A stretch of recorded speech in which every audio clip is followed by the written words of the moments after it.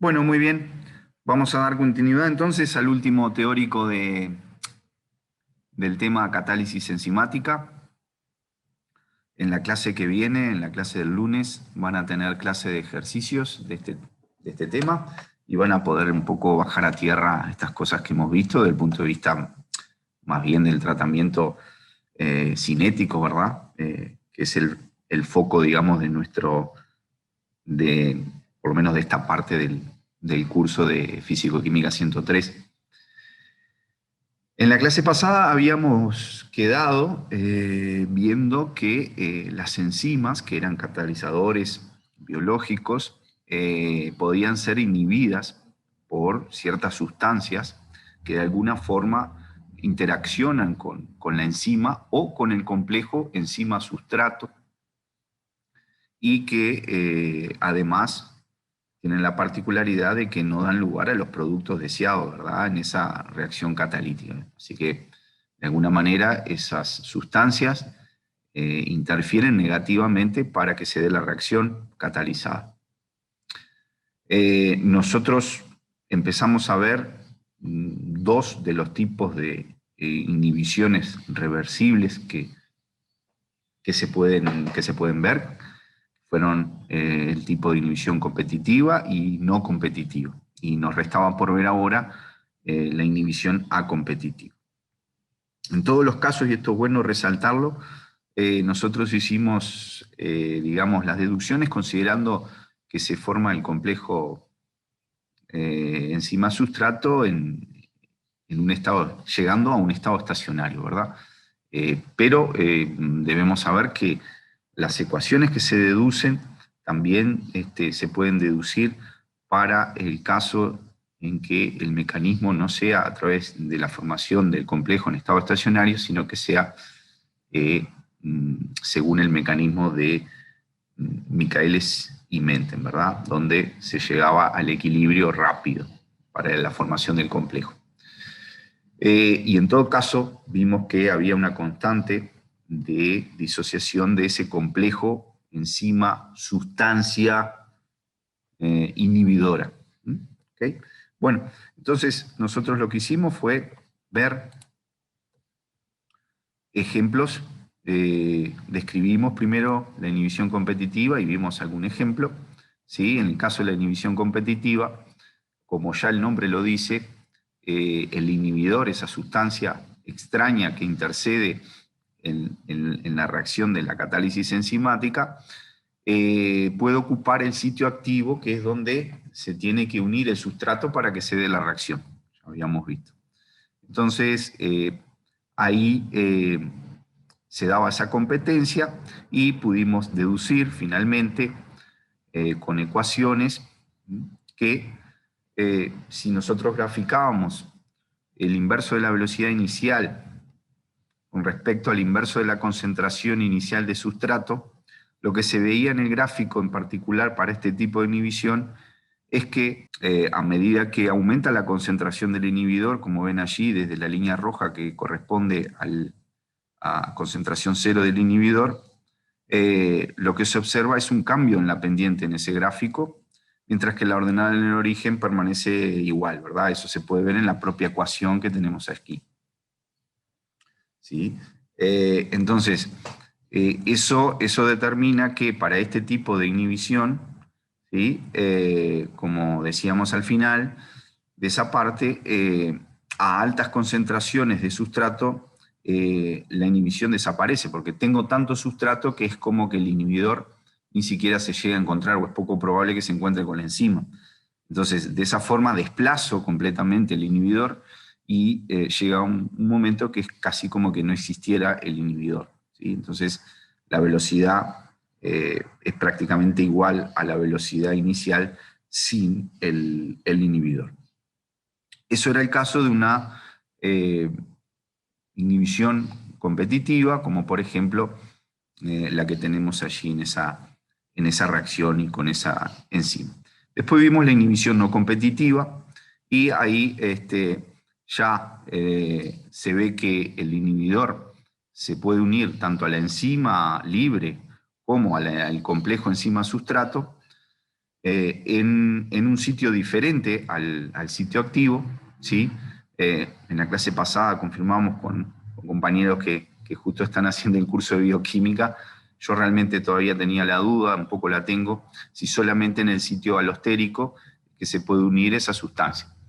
En principio sí, sería solo el sitio alostérico, que sería el otro sitio que está, que permite, digamos, la unión de esa sustancia, pero digamos que habría que confirmar si puede haber algún otro sitio, además de lo que es el llamado sitio alostérico, donde se podría unir una sustancia y establecer digamos, ese complejo con la enzima o con el complejo enzima-sustrato. Entonces, nosotros también empleamos las ecuaciones, vimos entonces lo que es la disociación del complejo enzima inhibidor o el complejo enzima sustrato inhibidor, y con las ecuaciones correspondientes llegamos a una nueva ecuación y graficando, haciendo el mismo gráfico que habíamos hecho para la inhibición competitiva, acá se veía, y esto era una forma, digamos, de experimentalmente poder ver qué tipo de inhibición está presentando una enzima, y además con ello después poder buscar métodos para abatir esa inhibición.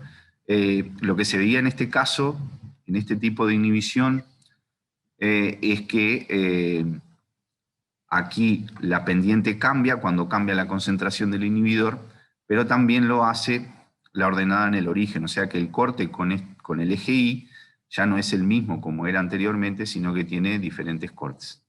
Entonces acá ya cualitativamente, viendo un gráfico de estos, uno ya puede decir, ¿verdad? Además de, por supuesto, de la pendiente y de la ordenada en el origen, poder sacar información cinética y de las constantes de disociación,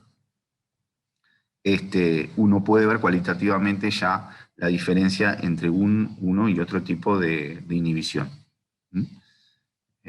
Entonces, otra conclusión que llegamos al final era que aquí, en este caso, ya no me vale con aumentar mucho la concentración de sustrato, ahí no voy a conseguir compensar el efecto del inhibidor, por lo cual, si yo sé que una enzima es inhibida de esa forma, no voy a actuar por ese lado, aumentando la concentración de sustrato, sino que voy a tener que buscar otros métodos para terminar con ese problema, ¿verdad? Si es que es un problema.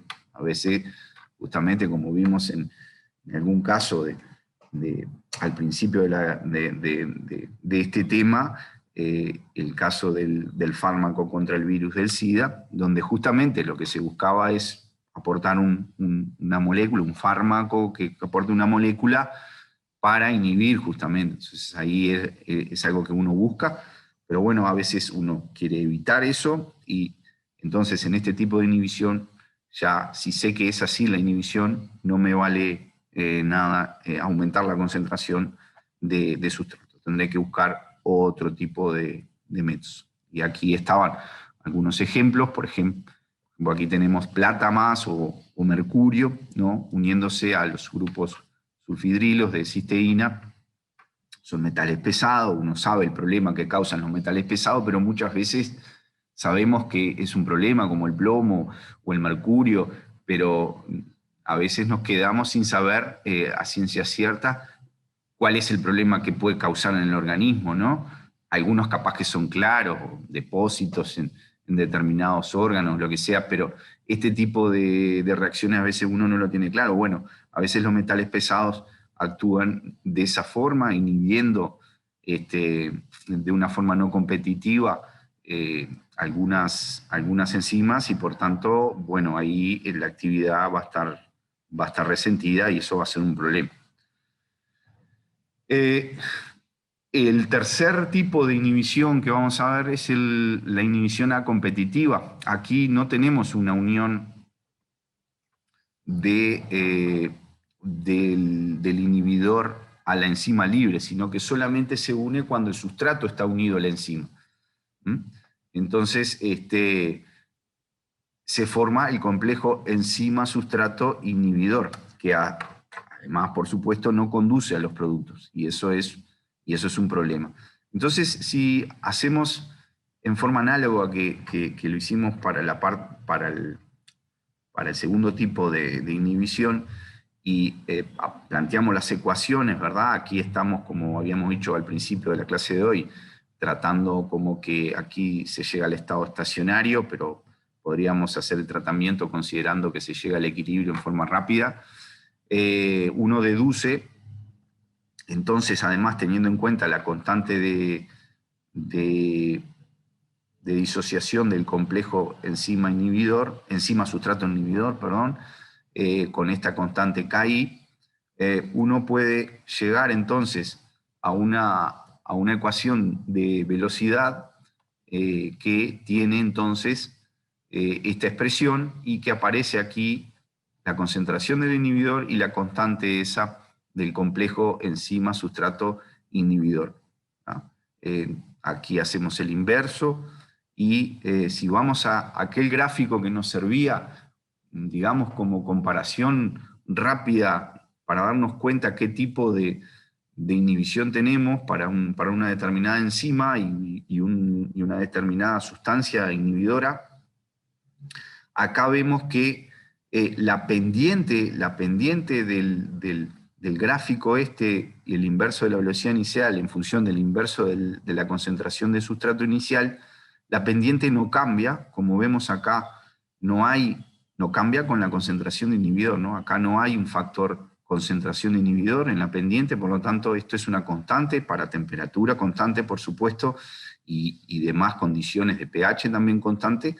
Acá no hay un cambio, por lo tanto acá se ve en el gráfico que no hay un cambio de pendiente.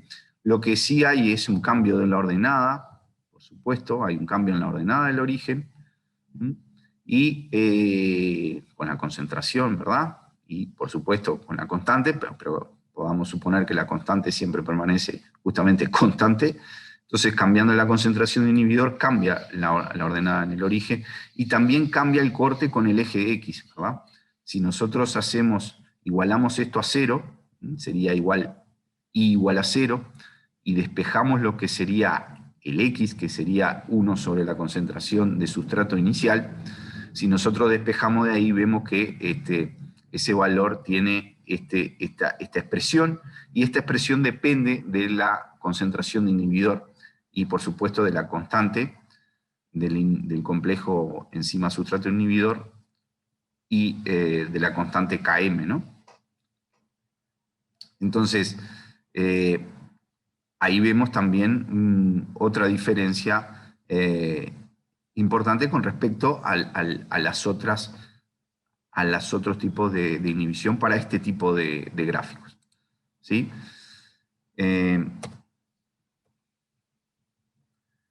Cuando vamos a considerar este cociente, que lo venimos haciendo también para las otras, ¿verdad? Para las otras tipos de inhibición, hacíamos el cociente de velocidad inicial sin el inhibidor con respecto a la ecuación de velocidad inicial con inhibidor, en este caso con inhibidor A competitivo, para una concentración muy alta de sustrato. Lo que se deduce es esto, y nuevamente aquí llegamos entonces a la conclusión para este tipo de inhibición A competitiva, que por más que aumente la concentración de sustrato, no voy a compensar el efecto. O sea que si yo estoy estudiando una inhibición a una enzima que cataliza una determinada reacción, y veo que ante la presencia de una sustancia, recogiendo datos y haciendo aquel gráfico, confirmo que es un tipo de inhibición A competitivo, bueno, ya sé que no voy a buscar por el lado de aumentar la concentración de sustrato como forma de eliminar esa inhibición, y que la velocidad sea parecida o igual a la velocidad de reacción sin el inhibidor. Ejemplos de este tipo de reacciones son reacciones con varios sustratos. Cuando hay varios sustratos, es un clásico ejemplo de digamos, de inhibición a competitiva, donde hay otro sustrato que no es el de interés, que, digamos, tiene provoca, mejor dicho, una inhibición del tipo A competitivo. Hasta ahí vimos entonces ejemplos de lo que son inhibiciones reversibles, donde vimos los tres tipos: competitivo, no competitivo y acompetitivo. Después hay un grupo grande que son las inhibiciones irreversibles de las enzimas, y ahí ya, como el mismo término lo indica, irreversible, eso ya no vuelve atrás, no hay forma, y ahí ya no son aplicables los modelos cinéticos ni de Michaelis-Menten ni de Brigi-Haldane, y por tanto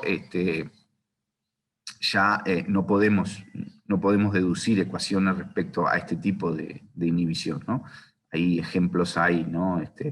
Los gases neurotóxicos, sobre la acetilcolinesterasa, que, como habíamos dicho al principio de la clase pasada, la acetilcolinesterasa es una enzima que hidroliza la acetilcolina, que es un neurotransmisor. La acetilcolina está muy bien como neurotransmisor cuando uno lo necesita, pero si está permanentemente allí, eso puede llegar a ser un problema, y desde el punto de vista nervioso, desde el punto de vista muscular, etcétera, y paralizar, llegar a paralizar ciertos órganos, lo que puede llegar a causar inclusive la muerte, ¿no? Si esa acetilcolina no deja de actuar como neurotransmisor.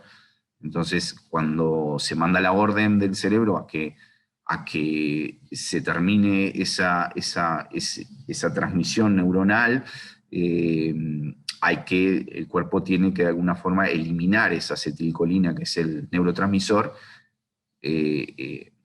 mandará las señales para que la acetilcolinesterasa actúe hidrolizando la acetilcolina, y si esa acetilcolinesterasa está, digamos, unida irreversiblemente a una sustancia inhibidora, como un gas de este tipo, no va a poder actuar, y por ende entonces al final puede llegar a causar diferentes tipos de problemas, como convulsiones y hasta la muerte, digamos. Entonces, ahí ya ni lo podemos predecir, y además es un asunto mucho más complicado, digamos, de resolver, ¿no? Incluso en lo inmediato, en lo agudo, cuando se necesita solucionar un problema por envenenamiento con este tipo de sustancias. Muy bien, hasta ahí entonces, y eso lo van a ver después con algunos ejemplos en la clase de ejercicios, en la guía tienen ejercicios de este tipo, y van a poder ver, digamos, por números estas cosas que hemos visto. Recuerden, tienen por allí por el aula virtual un documento, un PDF con deducciones de ecuaciones, y están muchas de todas estas ecuaciones que hemos visto que se llegan, aunque no todas las hemos deducido, sí están en ese documento, y ustedes lo pueden ver, ¿sí? El documento Deducciones de ecuaciones para catálisis enzimática. Ahora vamos a ver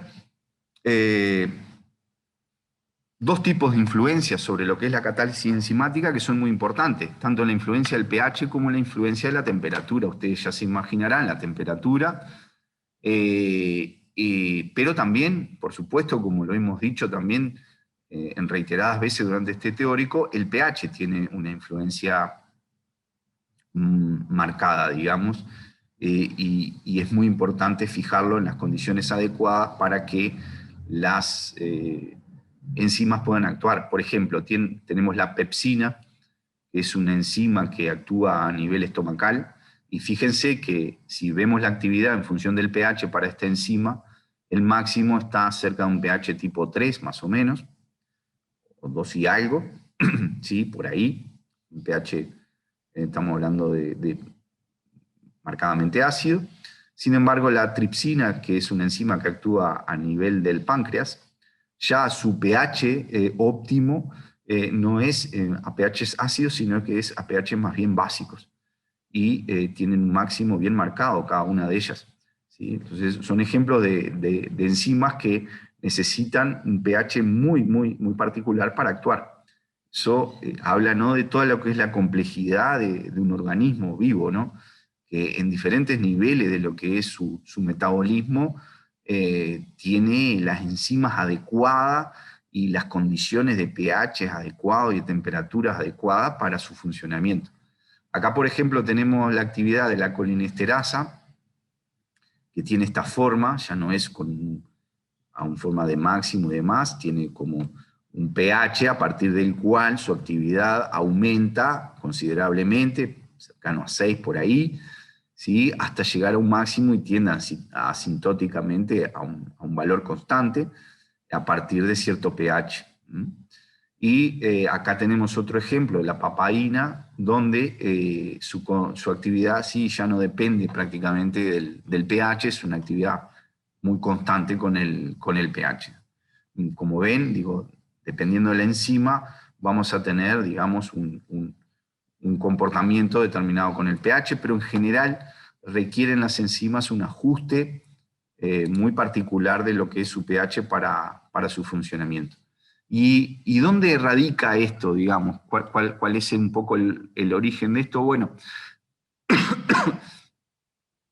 las enzimas pueden tener, ¿verdad?, en sus grupos funcionales, ácidos o básicos, van a poder desprenderse o tomar un protón, un hidrogenión, ¿sí? Esta sería la forma, ¿verdad?, neutra. Y aquí, por ejemplo, si la enzima toma un hidrogenión, pasa a esta otra forma, ¿sí?, protonada, o puede perder un protón pasando a esta forma desprotonada. Resulta que, y esto por supuesto va a depender del pH, y entonces resulta que no todas las formas de la enzima, la protonada y la desprotonada, es la que actúa adecuadamente. La forma activa es solamente esta forma, ¿sí?, la enzima, la EH en este caso, ¿verdad?, es esta curva en azul, ¿sí? Entonces, hay un pH óptimo para el cual la concentración relativa de esta enzima en este estado es la máxima posible, ¿sí? Un pH inferior a este óptimo baja de esta forma, ¿sí? Baja de esta forma, sube lógicamente la forma protonada y para el otro lado, si aumentamos el pH, bajamos la concentración hidrogeniónica, también baja la concentración de esta forma activa y sube la concentración de esta forma desprotonada, que también es inactiva, al igual que esta protonada. Entonces, ahí radica entonces el tema de por qué el pH es tan importante, cómo afecta, digamos, la actividad catalítica, ¿sí? Es porque las enzimas en sus grupos funcionales constituyentes de las proteínas que las constituyen, la enzima es una proteína, y los aminoácidos que la constituyen, pueden tomar protones del medio o cederlos, dependiendo del pH, lógicamente, y eso hace que pase a una forma que no sea activa, o por lo menos tan activa.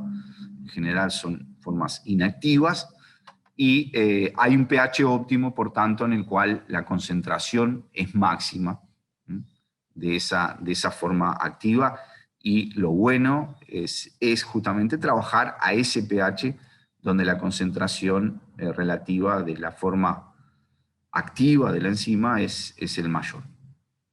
Entonces, si nosotros planteamos la disociación con una constante de acidez de esa enzima que está protonada, se desprotona y pasa entonces a dar un hidrogenión más la enzima desprotonada, podemos decir que el hidrogenión es como un activador, ¿verdad? Tengo la enzima inactiva en esta forma desprotonada. Si le doy suficientes protones, va a pasar a la forma activa, que es la forma protonada.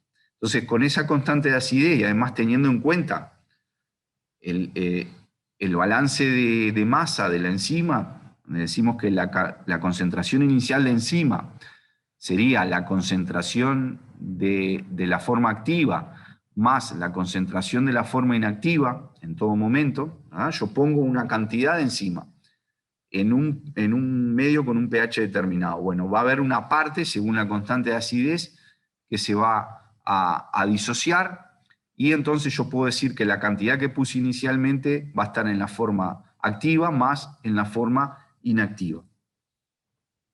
De ahí yo puedo calcular una fracción de enzima activa como el cociente entre la concentración que tengo de la enzima activa sobre la suma de las dos, la activa y la inactiva. Ahí se puede, planteando lo que es la constante de acidez, ¿verdad? Esto es la fracción de enzima. Si yo planteo la constante de acidez, sería constante de acidez igual a la concentración de enzima por la concentración hidrogeniónica sobre la concentración de la enzima activa. Si despejo la concentración de enzima activa de ese planteo de la constante de acidez y sustituyo aquí y aquí, voy a llegar a esta ecuación. Entonces, llego a esta ecuación y me queda que la fracción de enzima activa depende de esta forma con la concentración hidrogeniónica y con la constante de acidez de esa enzima. Bien, ahí planteo la velocidad inicial de reacción, como siempre. Acá estamos considerando una Ks, pero puede ser una Km, según el mecanismo. Entonces, la velocidad que tiene esta expresión está dependiendo entonces de la concentración de la enzima activa, de la constante K2, ¿se acuerdan ¿verdad? Del mecanismo de reacción? ¿Sí? De la constante K2, y esta concentración de enzima activa se puede escribir como la fracción de enzima activa por la concentración total, ¿sí? Que es la concentración de enzima inicial, ¿sí? Que es lo que pongo acá. Entonces, eso constituye una constante, ¿sí? Una constante que le llamo K y que engloba la constante cinética propiamente dicha más esta fracción de enzima activa. Englobo todo esto como una constante K. Entonces ahí me queda entonces la dependencia de la velocidad inicial con el sustrato, con la Ks y con la constante K2 y la concentración hidrogeniónica, además de la constante de acidez. Entonces, en el caso de que tenga un exceso de sustrato, si voy atrás, un exceso de sustrato, esto se hace más grande que Ks, se cancela acá y la velocidad inicial me queda K por la concentración inicial de enzima. ¿Sí? Entonces, ante exceso de sustrato y cuando estoy a pHs bajos, o sea, alta concentración de hidrogeniones, esto se hace mucho más grande que la constante Ka y se cancela con la concentración hidrogeniónica que tengo arriba. Por tanto, la velocidad que me queda igual a constante K2 por concentración inicial de enzima, cuando aplico logaritmos a ambos lados de la ecuación, me queda una expresión de este tipo que le llamo ahora ecuación 1. ¿Sí? Acá simplemente es propiedad del logaritmo. Esto sería el logaritmo de la multiplicación de K2 por concentración de enzima inicial.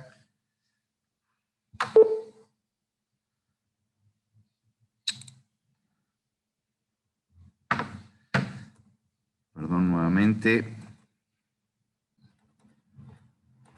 André, aprovecho que se te cortó. ¿Te puedo hacer una pregunta? Claro, claro. ¿Podrías explicar de vuelta por qué te queda solo K2 abajo PA? Ah, Acá decís tú, en esta sí, ecuación. ahí. Sí, porque acá lo que hago es decir que a bajos pH la concentración de hidrogenio iónica es alta, Ah, por es lo más tanto, grande que K sub A. Ta, ta, ta. claro, se cancela. Ahí va. Ta, gracias. No, por favor. Entonces, ahí tengo, a bajos pH tengo esta ecuación uno y a altos pH, esto es muy bajo, la constante Ka se hace más grande y por tanto acá me queda un término, me aparece Ka y me va a aparecer, por supuesto, la concentración hidrogeniónica y me queda entonces una ecuación de velocidad donde tengo esta expresión, ¿sí? Entonces, cuando voy al gráfico logaritmo de velocidad en función del pH, ¿sí?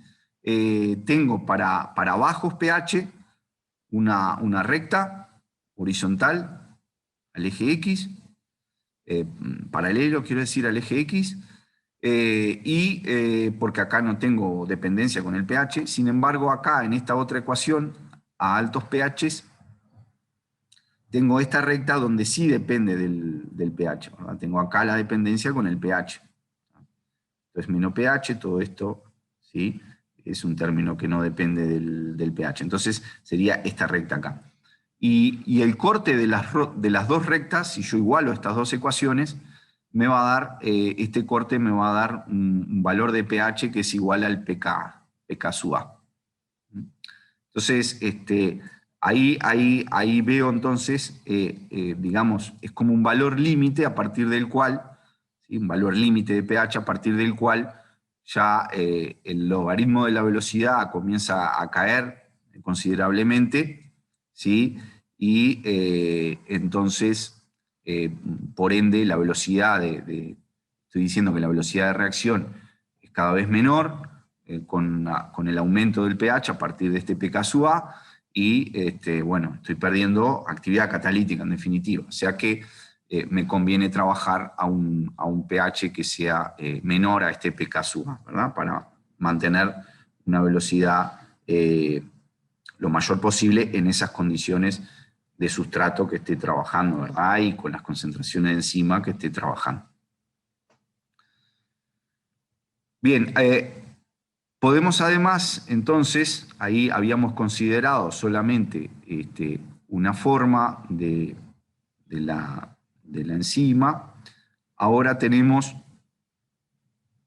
es decir, una forma activa con este tipo de disociación. Acá tenemos, en este caso, una forma activa, que es esta, donde tenemos una constante K1, que está vinculada a la formación desde la forma esta inactiva, protonada, hacia la forma activa, que digamos le falta un hidrogenión, y si a su vez eh,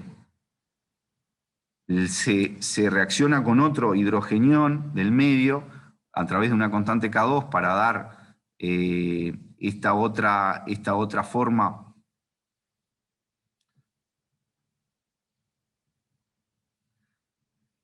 Perdón, esta forma inactiva, en este caso con esta constante K1, se desprotona, ¿sí? Y me da la forma activa esta que tiene solo un hidrogenio, ¿sí?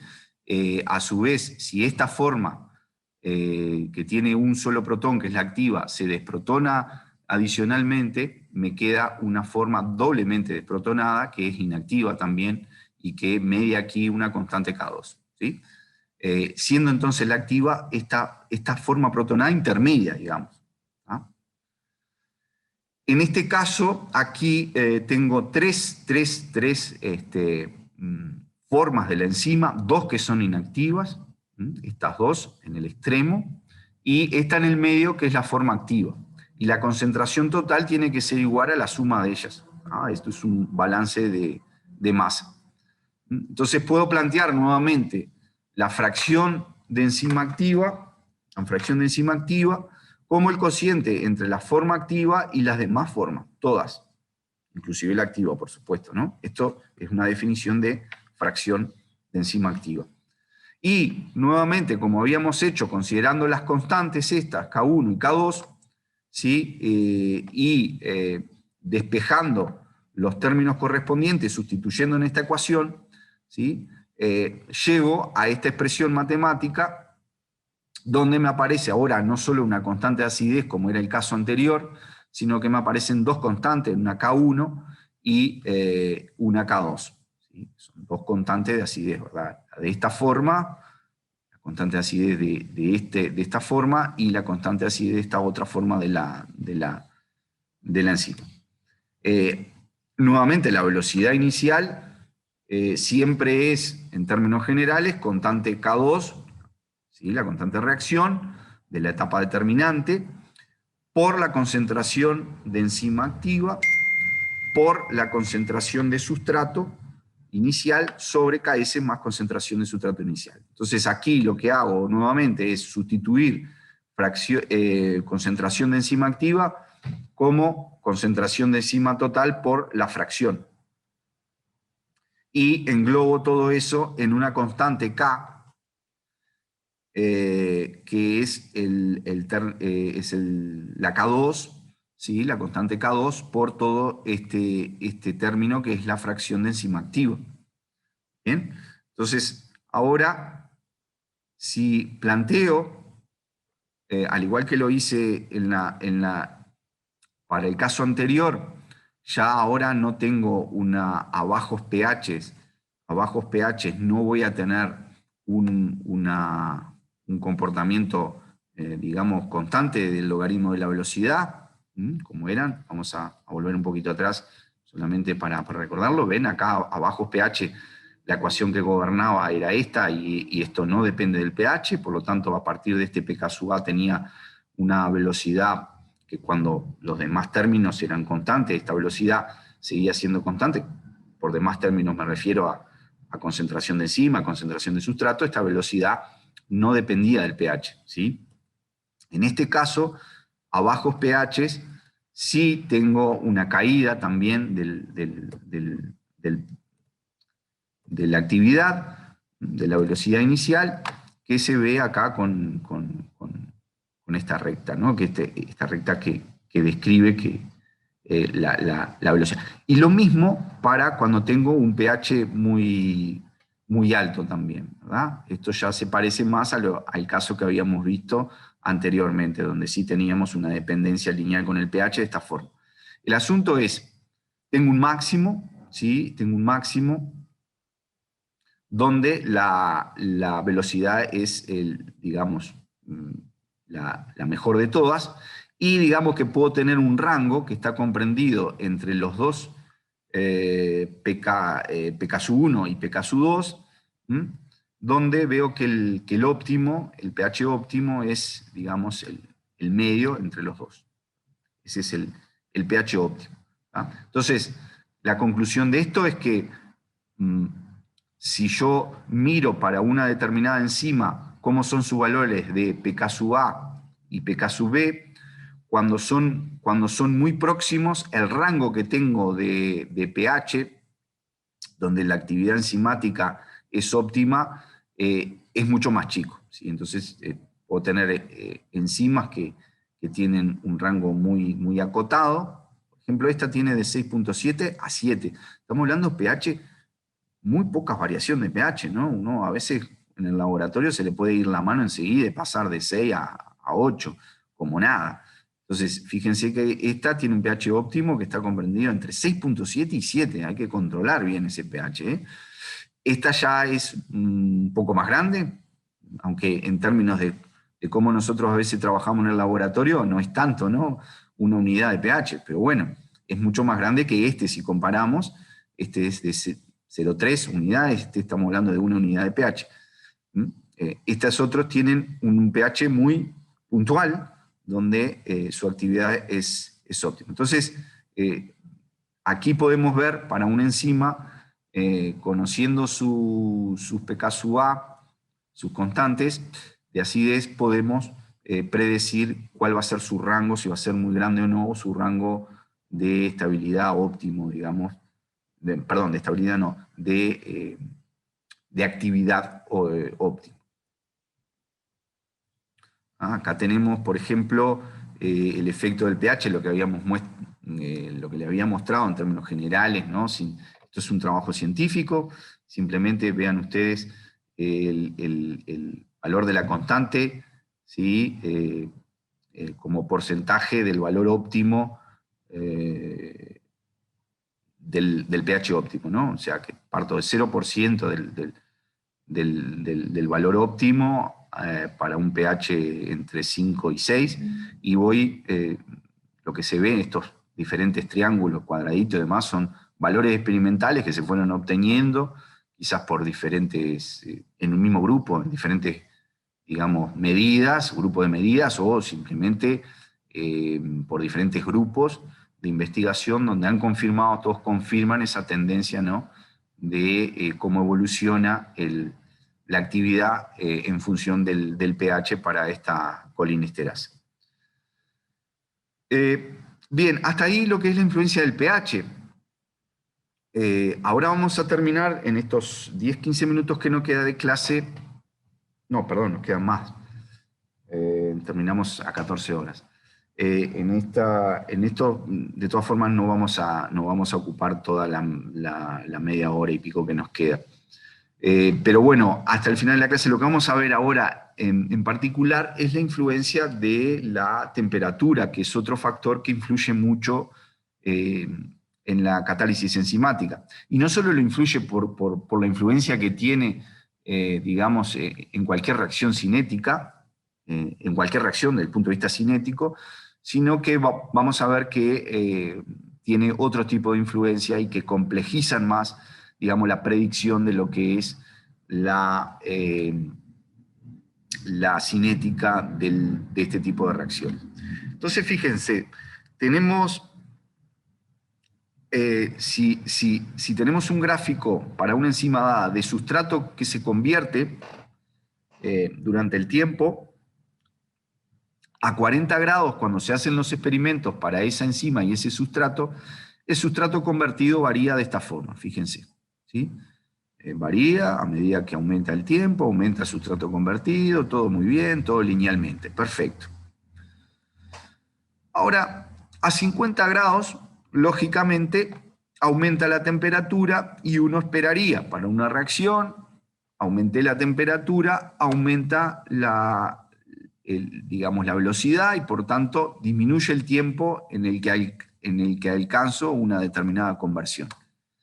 Fíjense, acá a este tiempo, a 40 grados alcanzo esta conversión, que tendrá un valor dado, y a 50 grados alcanzo una conversión casi el doble, digamos, en el mismo tiempo.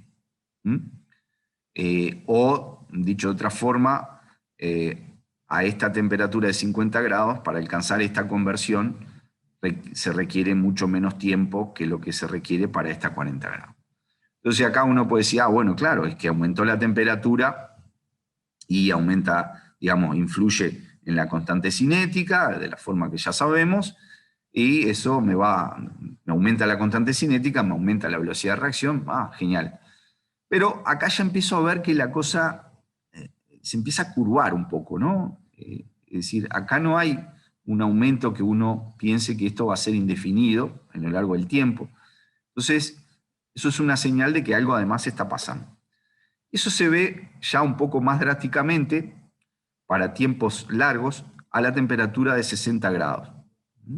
A la temperatura de 60 grados, a tiempos cortos, la conversión de sustrato es mayor que la de 40 y por supuesto también que la de 50. Pero a tiempos muy largos, ya por ejemplo, si comparamos con la de 50 grados, a mayor tiempo, a partir de este tiempo acá de corte, a mayor tiempo, ya la cantidad de sustrato convertida a 60 grados es menor que a 50 grados. Entonces, eso es una señal, ¿sí?, acá mucho más claramente que la de 50, de que algo está pasando.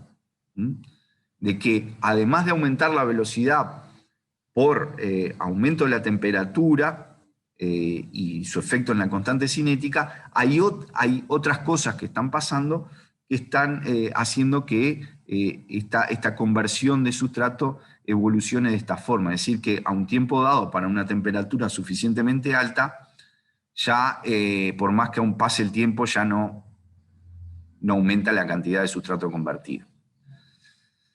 Bien, si nos vamos más arriba a otra temperatura mayor, esto ya sí, ahí sí, ya se hace más evidente, es decir, este corte que aparecía acá entre 50 y 60 a este tiempo, este corte ahora entre 60 y 70 aparece aquí, es decir, a partir de este tiempo, que ya es más bajo que este, la cantidad de sustrato convertido para 70 grados es menor que la cantidad de sustrato convertido para 60 grados.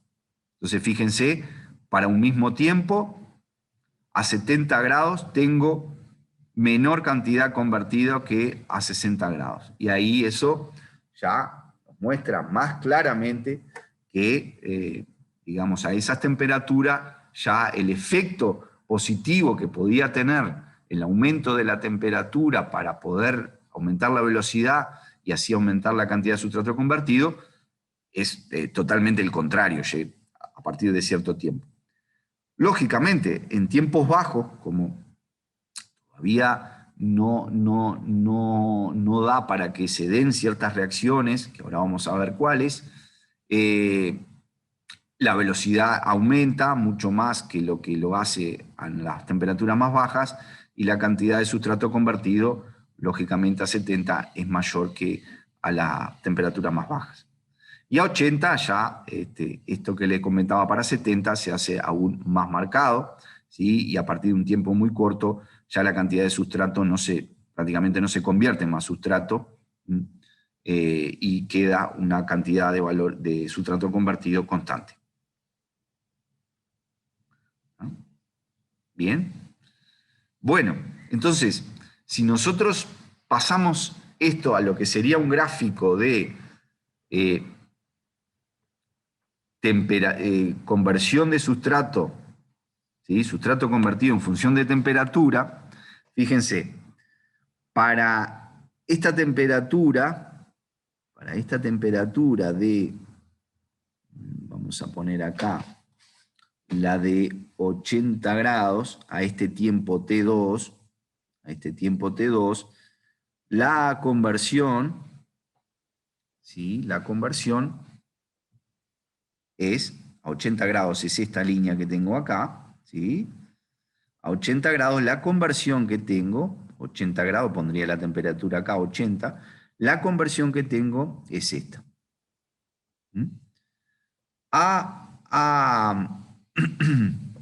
Esto estamos hablando de a 40 grados, es esta línea que tenemos aquí, que corta con esta línea acá, que era la de 40 grados, la evolución de la conversión de sustrato a 40 grados. La conversión es un poquito más alta, pero es baja también, ¿no? Entonces tenemos dos extremos, 80, ¿sí? Y a 40. Son prácticamente iguales las conversiones para un mismo tiempo T2.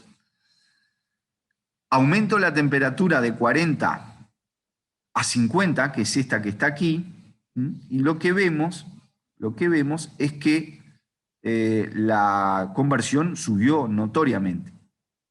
Siempre estamos hablando de un mismo tiempo T2. Subió notoriamente. Cuando paso a 60 grados, sube, pero no tanto como subió de aquí de 40 a 50. Fíjense, variaron 10 grados de acá, de 40 a 50, subió todo esto, la conversión. Sin embargo, cuando paso de 50 a 60, los mismos 10 grados, digamos, aumento 10 grados, la conversión sí subió, pero un poquito.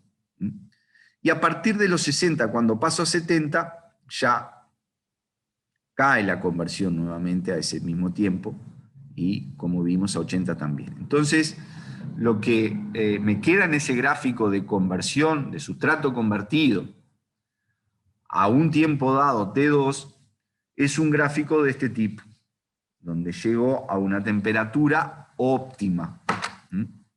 ¿Sí? Que para esta enzima, para este sustrato, en estas condiciones de pH, no sé qué, fue esta temperatura, que en este caso podemos decir la de 60 grados. Entonces, fíjense que hay un rango, por lo menos, que podrá ser más acotado o no, donde tengo una temperatura óptima.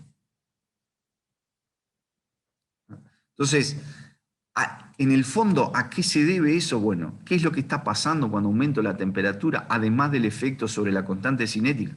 Y bueno, está pasando un efecto contrario, y además es dependiente del tiempo, que es que la enzima se inactiva, ¿sí?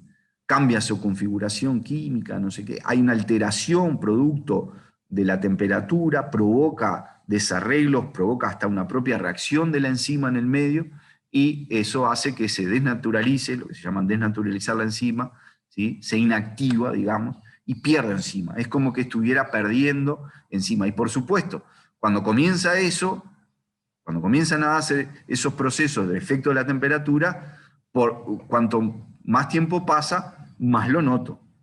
Por eso es que cuando veía esto acá, ¿sí? Veía que notaba esa degradación de la enzima justamente a partir de tiempos más largos. Y cuanto mayor es la temperatura, ese tiempo cada vez más corto, digamos. ¿Sí? Entonces a 80K eso lo empezaba a ver a este tiempo, y sin embargo a 60 ese problema, claro, lo empezaba a ver ya, digamos, a tiempo un poco más largos. A 70 ya un poco más corto, y en este caso 80 era el tiempo más corto a partir del cual empezábamos a ver esos problemas. Bien, entonces, como decíamos, eso está ligado a que la temperatura provoca un cambio en la conformación, reacciona, se inactiva justamente porque cambia la proteína que constituye la enzima, sufre cambios, sufre alteraciones y pierde su actividad enzimática. En general, las enzimas tienen actividades máximas, por lo menos las que nosotros somos más habituales. Claro, nosotros vivimos en un clima con una temperatura, etcétera, etcétera. Entonces, muchas veces vemos y mostramos y tabulamos cosas que conocemos, porque es el medio en el cual vivimos, ¿no? Y lo que vemos es que la actividad máxima se da generalmente entre 30 y 40 grados. Entonces, eso, incluso pensando en nuestro cuerpo, nuestra temperatura normal es entre 36 y 37 grados, está justamente en esas temperaturas, ¿no? Y es, digamos, la temperatura óptima para muchas de las enzimas. Lógicamente, hay algunas reacciones enzimáticas que pueden llegar a seguir dándose, y digamos, aunque hay una pérdida de la actividad enzimática, no es una pérdida total para algunas enzimas. Otras ya a partir de cierta temperatura pierden completamente, son temperaturas muy, muy bajas. Y lógicamente, si nosotros fuéramos a observar mucho más de cerca lugares, investigar lugares como la Antártida, como los polos, donde hay temperaturas permanentemente muy bajas y que aún así hay seres vivos y que tienen enzimas en su funcionamiento, ¿no? Hay participación de enzimas. Quizás descubriríamos que hay enzimas que pueden tener, digamos, temperaturas de trabajo óptimas mucho más bajas que estas, pero bueno, eso no lo sabemos tanto. Bueno, obviamente la inactivación de la enzima no solamente está dada por el pH, por la temperatura, como lo veníamos viendo, sino que hay otras condiciones, ¿no? El pH mismo inactiva, como ya lo habíamos visto, pero la fuerza iónica del medio, los inhibidores mismos y sustancias protectoras que también pueden inactivar la enzima, ¿no? Cuando se habla de protectores, se habla justamente de poner, digamos, una sustancia protegiendo determinado entorno para que no se dé la actividad justamente de las enzimas y otros agentes, ¿no? Obviamente también la concentración de agua, eso un poco lo vamos a mencionar cuando veamos en el próximo teórico, en el próximo tema, en soluciones reales, cuando vamos a ver el concepto de actividad de agua y cuál es la importancia para la industria de los alimentos, etcétera, vamos a ver que la concentración de agua también puede tener un efecto importante en lo que es la enzima, ¿no? Ahí vamos a ver en el concepto de actividad, va a estar implícito eso y explícito también eso de cómo afecta la concentración de agua en determinados procesos bioquímicos. Y por supuesto la concentración de enzima también, ¿no? Puede ser que también esté afectando lo que es la velocidad de inactivación, la forma en que se inactiva una determinada enzima. Esa inactivación puede ser o irreversible, ¿sí? Lo cual lleva a una actividad, a una enzima activa, a una enzima inactiva, donde ya no puedo volver atrás. Eso es irreversible, se desnaturalizó por la temperatura, chao, no puedo volver atrás, me enfrío y ya no es lo mismo. O puede ser reversible, puede estar en su forma inactiva a una alta temperatura, cuando bajo la temperatura retorna a su conformación original, vuelve a ser activa y punto, terminó el asunto, ni se entera, digamos, del efecto, y el efecto enzimático de la catálisis continúa siendo prácticamente el mismo. Entonces, eso también va a depender de por supuesto, la enzima y su entorno, digamos. Fíjense acá esta tabla con datos de cómo evoluciona la hidrólisis, la velocidad relativa para la hidrólisis con la temperatura, ¿sí? Estamos hablando de una enzima, la alfa-amilasa, ¿sí? Que participa en una reacción de hidrólisis y que puede ser inactivada también con la temperatura. Entonces, fíjense cómo cuando aumento la temperatura, la velocidad relativa, si considero como velocidad de base esta a 0 grados, cuando subo 10 grados de temperatura, la velocidad es 1,35 veces esta de base, ¿sí? Cuando paso de 10 a 20 grados, es 1,8 veces esta velocidad de base que medí a 0 grados, y así sucesivamente aumentando la temperatura, ¿verdad? Ahora, fíjense, esto es un aumento. Fíjense cuando la velocidad relativa, estamos hablando en términos de la inactivación, porque la inactivación también es una reacción, ¿sí? Por temperatura, es una reacción que se da donde se descompone la enzima o lo que sea, pero bueno, pero eso es una reacción y tiene una velocidad. A esa velocidad le llamamos velocidad de inactivación. O sea, ¿a qué velocidad se inactiva? Bueno, si yo tomo como base la inactivación a la temperatura de 0, sería 1, ya cuando subo 10 grados, esa velocidad de inactivación pasa a ser por 10 a la 2 veces lo que era a 0 grados. Cuando paso a 20, pasa a ser prácticamente a 1 por 10 a la 5 veces de lo que era a 0 grados. Entonces, fíjense que la velocidad de inactivación para un mismo cambio de temperatura, por ejemplo, de 0 a 10, ¿sí? Mientras que la hidrólisis sube digamos, la velocidad para la hidrólisis sube a 1,35 veces lo que era a 0 grados, la velocidad de inactivación es mucho mayor, ¿sí?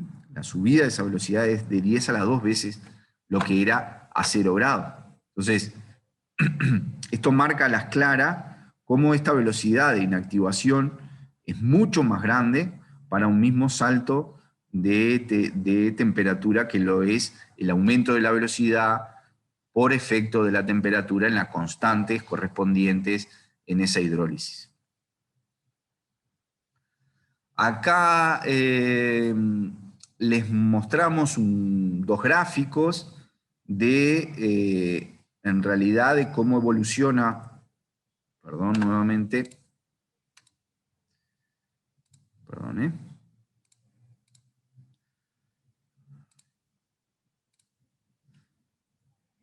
de cómo evoluciona la temperatura, perdón, cómo evoluciona la constante cinética con la temperatura, ¿sí? Constante, acá es el logaritmo de la constante cinética con la temperatura, esto es el inverso de la temperatura en realidad. Entonces, como ven, acá son dos casos. Una es la colinesterasa equina, ¿sí? Y esta es este otro gráfico, el gráfico B, la colinesterasa humana, ¿sí? Ambas a un pH de 7,4 en un buffer de fosfato 0,1 molar.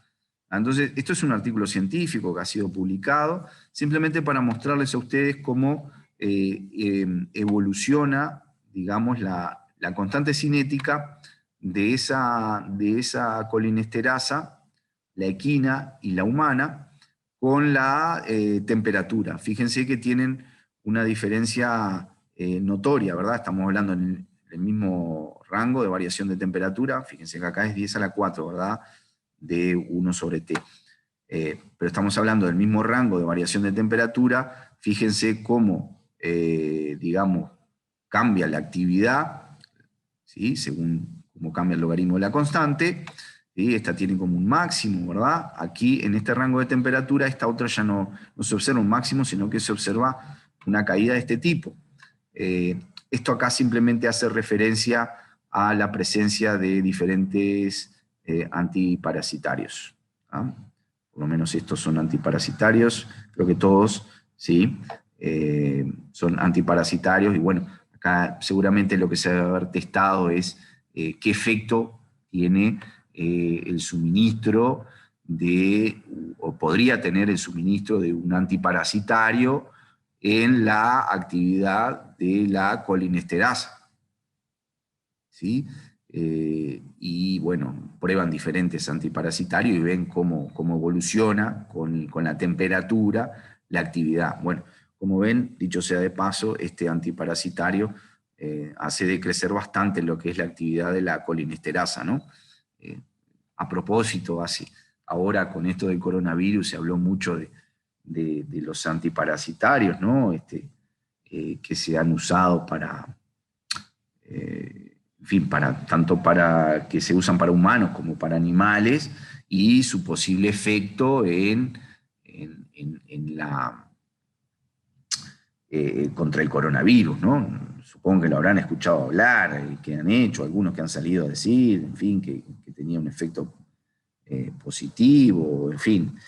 Y bueno, uno de los problemas que a veces uno escuchaba era de, bueno, cuidado que tomar muchos antiparasitarios puede llegar a tener algunos efectos negativos sobre alguna actividad cerebral o de ese tipo. Y bueno, podría ser, ¿no?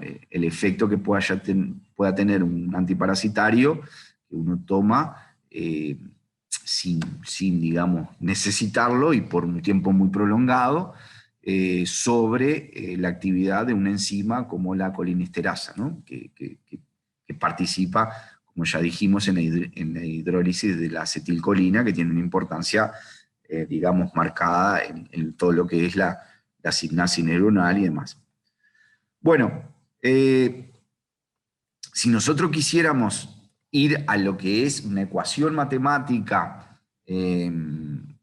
para predecir matemáticamente la variación que va a tener la velocidad con la temperatura, digamos que si sustituimos ahí, podemos ver que tenemos diferentes términos que están asociados porque están metidos en las constantes correspondientes.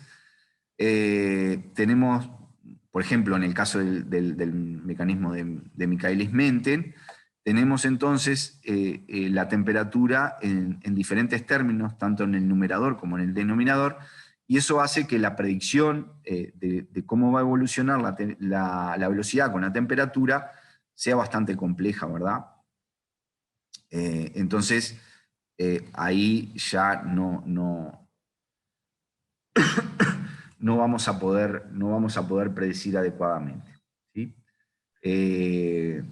Bueno, decir además que, por supuesto, la influencia de la temperatura va a depender de la concentración del sustrato, ¿verdad? No es lo mismo tener una baja concentración de sustrato que una alta concentración de sustrato.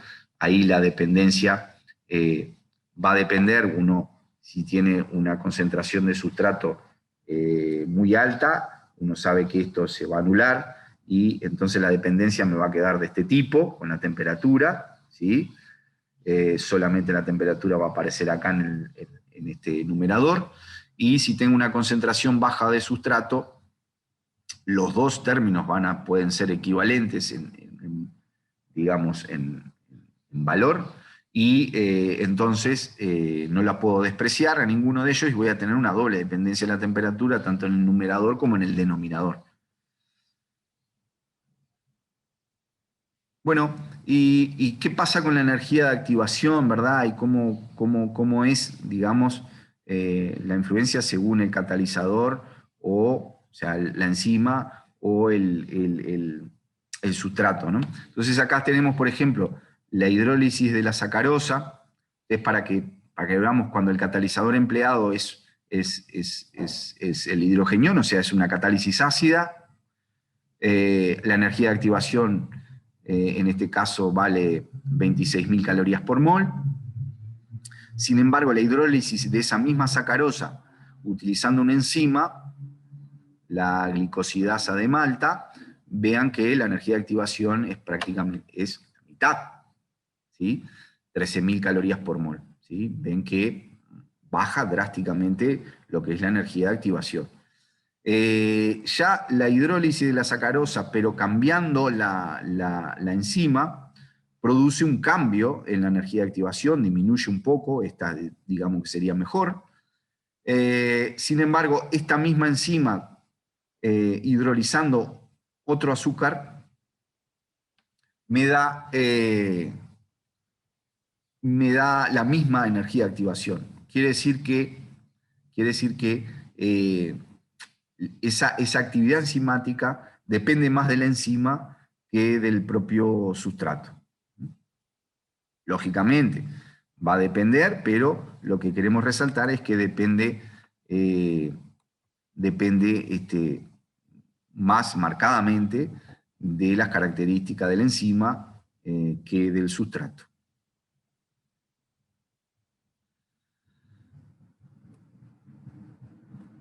Bueno, y por supuesto, la temperatura va a tener efectos también sobre la ionización de la enzima, la afinidad que pueda tener por activadores o inhibidores, según ya lo vimos, eso está claro, ¿verdad? La temperatura tiene influencia en todo eso. Globalizando, decimos que, bueno, la temperatura es muy importante porque influye sobre la estabilidad de la enzima, de todas las formas que vimos, digamos, la afinidad de la enzima con el sustrato, la velocidad de descomposición del complejo enzima-sustrato, ¿sí? La constante disociación de la propia enzima, la afinidad de la enzima por un inhibidor o por un activador, y la velocidad de transferencia de intermediarios dentro del complejo enzimático.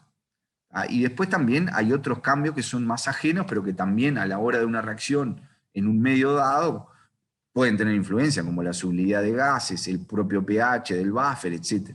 Entonces, la temperatura pasa a ser una cosa extremadamente crítica cuando uno está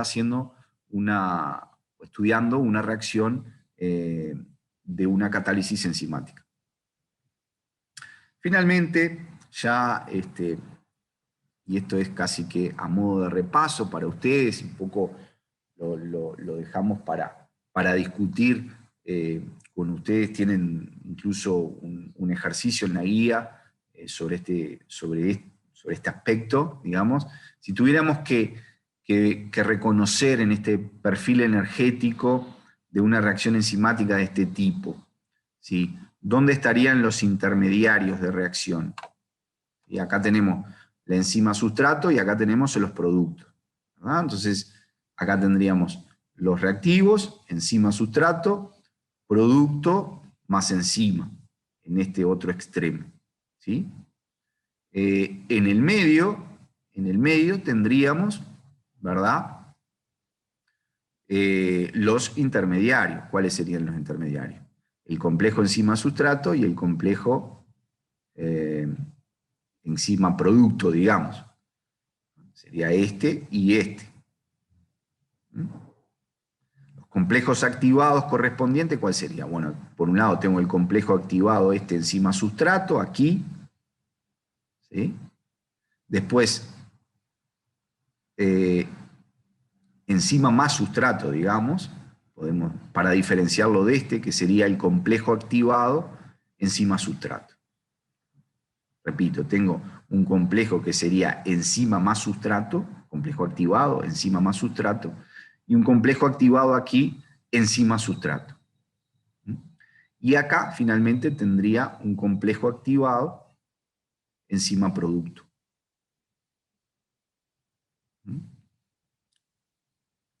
¿Cuál es la etapa determinante de la reacción?